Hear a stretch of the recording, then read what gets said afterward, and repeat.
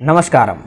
यदि तपाईँ दिनैपिछे ध्यान गर्नुहुन्छ भने तपाईले केही गल्तीहरूलाई जान्नु आवश्यक छ, जसलाई तपाईले गर्नुभयो भने तपाईको शरीर कमजोर हुन सक्छ, तपाईलाई टाउको दुख्ने समस्याहरू देखिन सक्छ, तपाईको आँखा कमजोर हुन सक्छ, अनेक समस्याहरू देखिन थाल्छ। त एक साधकले यी गल्तीहरूलाई जान्नु आवश्यक छ र त्यसलाई नगर्नु आवश्यक छ। यदि तपाईँ एक ध्यानी व्यक्ति हुनुहुन्छ, एक साधक हुनुहुन्छ भने यो भिडियोलाई कम्प्लिट हेर्नु तपाईलाई एकदमै ज्यादा आवश्यक छ। आउनुहोस् जानौं के त्यस्ता गल्तीहरू हुन् जो हामीले ध्यान गरिसके पछाडि गर्नु हुँदैन। सबभन्दा पहिलो गल्ती, जब हामी ध्यानमा बसिरहेको हुन्छौं र ध्यानबाट हामीलाई उठ्न मन लाग्छ, अब म उठ्छु भन्ने लाग्छ, तब केही साधकहरू यस्ता हुनुहुन्छ जसले सिधा आँखा खोल्नुहुन्छ। आँखा खोल्नु हुँदैन कहिले पनि। झटसँग तपाईँ आँखा खोल्नुहुन्छ भने तपाईँ बिहान उठ्दा पनि त्यसरी आँखा खोल्नु हुँदैन खासमा तपाईले। र जहिले पनि यो प्रोसेसलाई फलो गर्नुहोस्। के गर्नुहोस्, तपाईलाई लाग्यो कि म अब उठ्न चाहन्छु, तब हातलाई केही बेर रगड्नुहोस्, हातलाई डह्रो नथिच्नुहोस्, केही बेर रगड्नुहोस्, बिस्तारो हल्का रगड्नुहोस्। एकछिन जब तपाईको हातमा हल्का तातोपन महसुस हुन्छ, तातोपन महसुस भइसके पछाडि आफ्नो हातलाई आँखामाथि राख्नुहोस् र आँखामाथि राखेर एकछिन त्यसलाई छोड्नुहोस्, एकछिन पर्खिनुहोस् केही समय र बिस्तारै अँध्यारोलाई हेरेर फेरि बिस्तारो उज्यालोतर्फ जानुहोस्, हातलाई अगाडि बढाउनुहोस् र त्यसरी तपाईले आँखा खोल्ने गर्नुहोस्। यसरी तपाईले आँखा खोल्नुभयो भने तपाईको आँखामा कहिले पनि असर पर्दैन र तपाईको आँखा स्वस्थ रहनेछ। दोस्रो गल्ती, तपाईँ कहिले पनि ध्यानबाट उठ्दाखेरि भित्ताको सहारा नलिनुहोस्, भित्तामा टच नै नगर्नुहोस्। तपाईँ जुन आसनमा बस्नु भएको छ त्यो आसनबाट नै उठ्नुहोस् र भित्तामा टच नगरिकन उठ्नुहोस्। यसको ठुलो विज्ञान छ, किनकि तपाईको ध्यानमा ऊर्जा तीव्र रूपमा जागिरहेको हुन्छ र तपाईले भित्तामा टच गर्नुभयो भने के हुन्छ भनेर जान्नु तपाईलाई आवश्यक छ। यसको लागि म भिन्दै कुनै भिडियो बनाउने छु र अहिले यति जान्नुहोस् कि ध्यानबाट उठ्दाखेरि कहिले पनि भित्तामा टच गर्नु हुँदैन। तेस्रो गल्ती, कहिले पनि ध्यानबाट उठ्ने बित्तिकै खाली खुट्टा जमिनमा नटेक्नुहोस्, खाली खुट्टा सिमेन्टमा पनि नटेक्नुहोस्।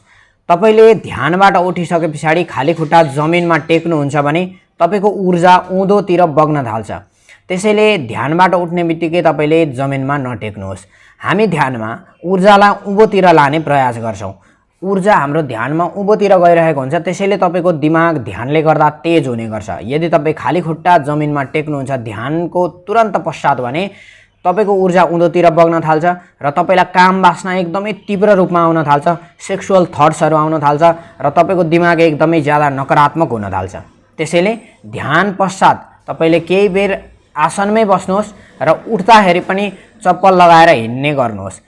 आफ्नो छेउछाउमा त्यस्तो आसन या केही दूरीसम्म तपाईले एउटा लामो आसन बिछ्याउनुहोस् या छेउमै चप्पल राख्नुहोस् र तपाईले भेट्ने गरी राखेर त्यसरी उठ्ने प्रयास गर्नुहोस्।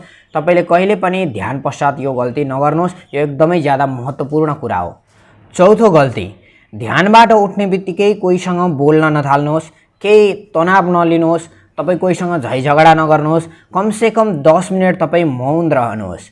तपाईँ ध्यानबाट उठ्ने बित्तिकै कुनै ज्यादा भारी, दिमागलाई भारी पर्ने खालको काम नथाल्नुहोस् र एकदमै सजिलोसँग कमसेकम 10 मिनट खुल्ला हावामा बस्ने प्रयास गर्नुहोस् र केही बेर शान्त बस्नुहोस्, तब मात्र आफ्नो कामको सुरुवात गर्नुहोस्। तपाईँ 20 मिनट ध्यान गर्नुहुन्थ्यो भने 10 मिनट मौन बस्छु ध्यान पश्चात भनेर 30 मिनट म ध्यानको लागि बस्छु भनेर ध्यानको समय तोक्न सक्नुहुन्छ। यदि तपाईँ 5 मिनट ध्यान गर्नुहुन्छ भने 5 मिनट म मौन बस्छु भनेर सोच्नुहोस्। 10 मिनट तपाईँ ध्यानमा बस्नुहुन्छ भने तपाईँ केही बेर 15 मिनट, 17-18 मिनटसम्म तपाईँ चाहिँ ध्यानमा बस्छु भनेर समय तोक्नुहोस् र केही बेर मौन पनि बस्ने प्रयास गर्नुहोस्। यसले तपाईलाई एकदमै ज्यादा फाइदा गर्छ र तपाईको दिमाग एकदमै ज्यादा तेज पनि बनाउने गर्छ। यदि तपाईँ रिल्याक्स भएको चिजलाई डाइरेक्ट ठुलो काम अथवा तनाव दिनुहुन्छ भने तपाईको त्यो शरीरको कुनै पनि पार्ट्स होस् त्यो काम गर्न एकदमै ज्यादा कम गरिदिन्छ र तपाईको दिमाग पनि त्यसरी काम गर्न कम हुने गर्छ। त्यसैले यसलाई जहिले पनि ख्याल गर्नुहोस्, ध्यानबाट उठ्ने बित्तिकै बातचित गर्न नथाल्नुहोस्।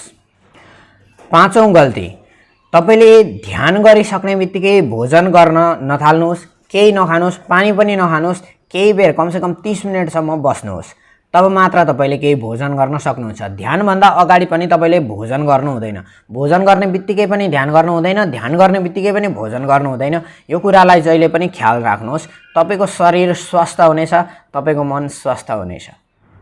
6औं गल्ती, ध्यान गरिसक्ने बित्तिकै हस्तमैथुन या तपाईँले सहवास या यस्ता क्रियाहरू र सेक्सुअल थट्स आउने खालको भिडियोहरू अथवा म्युजिकहरू यस्ता कुराहरूमा कहिले पनि नजानुहोस् र ध्यान नलगाउनुहोस्। तपाईँले ध्यान गरिसके पछाडि यस्ता क्रियाहरू गर्नुहुन्छ भने तपाईँको ऊर्जा उँधोतिर बग्न सुरु गर्छ र खासमा ध्यान गर्ने व्यक्ति ब्रह्मचारी हुनु आवश्यक छ। यदि तपाईँ ब्रह्मचारी हुनुहुन्न र तपाईँले ब्रह्मचर्य पालन गर्न सकिराख्नु भएको छैन भने पनि तपाईँले ध्यान गर्ने बित्तिकै यस्ता क्रियाहरू नगर्नुहोस्। केही समय पश्चात तपाईँले यस्ता क्रियाहरूलाई गर्न सक्नुहुन्छ, तर ध्यान गर्ने बित्तिकै यस्ता क्रियाहरू गर्नुहुन्छ भने तपाईँको शरीरमा एकदमै नकारात्मक प्रभावहरू पर्न थाल्छ। त्यसैले यस्ता क्रियाहरू नगर्नुहोस्। ब्रह्मचर्य राख्नु एक ध्यानी व्यक्तिलाई एकदमै ज्यादा आवश्यक हुन्छ। अन्तिम र एकदमै ज्यादा महत्त्वपूर्ण कुरा, ध्यान गरिसके पछाडि तपाईँलाई ध्यानमा कुनै पनि अनुभव हुन सक्छ। तपाईँले त्यो अनुभव जबसम्म जरुरी छैन तबसम्म कसैलाई पनि नसुनाउनुहोस्, आफ्नो गुरुलाई मात्र सुनाउनुहोस्। गुरुलाई पनि एकदमै ज्यादा महत्त्वपूर्ण स्थितिमा, तपाईँलाई शरीरमा कुनै इफेक्ट परेको अवस्थामा अथवा तपाईँको दिमागमा कुनै असर परेको अवस्थामा तपाईँले सुनाउन सक्नुहुन्छ। तपाईँलाई आनन्दको महसुस भइरहेछ, तपाईँलाई केही ऊर्जाहरू देखिराख्नु भएको छ, तपाईँले केही लाइटहरू देखिराख्नु भएको छ भने तपाईँले त्यो कुराहरू कसैलाई पनि सेयर गर्नु आवश्यक छैन, तपाईँले गुरुलाई पनि सेयर गर्नु आवश्यक छैन। आनन्दको क्षण कसैलाई पनि सेयर गर्नु आवश्यक छैन ध्यानको। र यदि तपाईँ ध्यानको यी कुराहरू यस्तो मलाई अनुभव भइरहेछ, म यस्तो ऊर्जा महसुस गरिरहेको छु भनेर कसैलाई पनि सुनाउँदै हिँड्नुहुन्छ भने, यदि तन्त्र विज्ञान जानेको व्यक्तिको कानमा त्यो कुरा पुग्यो भने तपाईँको शरीरको ऊर्जालाई कसैले पनि तान्न सक्छ, खिच्न सक्छ। तन्त्र विज्ञान जानेको व्यक्तिले कुनै पनि व्यक्तिको जसको शरीरमा एकदमै ज्यादा ऊर्जा आइरहेको छ त्यसको ऊर्जा आफूतिर तान्न सक्ने क्षमता हुन्छ।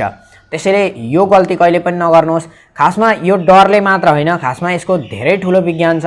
त्यसैले आफ्नो अनुभव अरूलाई नसुनाउनुहोस्। कसैलाई तपाईँले यति भन्न सक्नुहुन्छ कि ध्यानमा एकदमै राम्रो अनुभव हुन्छ, आनन्द आउँछ, यति भन्न सक्नुहुन्छ। तपाईँको ध्यानमा कस्तो लाइट देखिन्छ, कुन रङको लाइट देखिन्छ, के हुन्छ, तपाईँलाई कस्तो ऊर्जा महसुस भइरहेछ, शरीरमा कस्तो फिलिङ्स आइरहेछ, यस्ता कुराहरू कहिले पनि सेयर नगर्नुहोस्। यो एकदमै ज्यादा महत्त्वपूर्ण कुरा हो। अर्को भिडियोमा फेरि भेट्ने नै छु। यदि तपाईँ मेरो च्यानलमा नयाँ हुनुहुन्छ भने च्यानललाई सब्सक्राइब गरेर छेउमै भएको बेल आइकनलाई दबाउनुहोस् ताकि मेरो नयाँ अपलोड भएको भिडियोहरूको सूचना मिल्दै रहोस् र तपाईँ र मेरो फेरि पनि भेट हुँदै रहोस्। अर्को भिडियोमा फेरि भेट्ने नै छु। तबसम्मको लागि बिदा चाहन्छु। नमस्कार।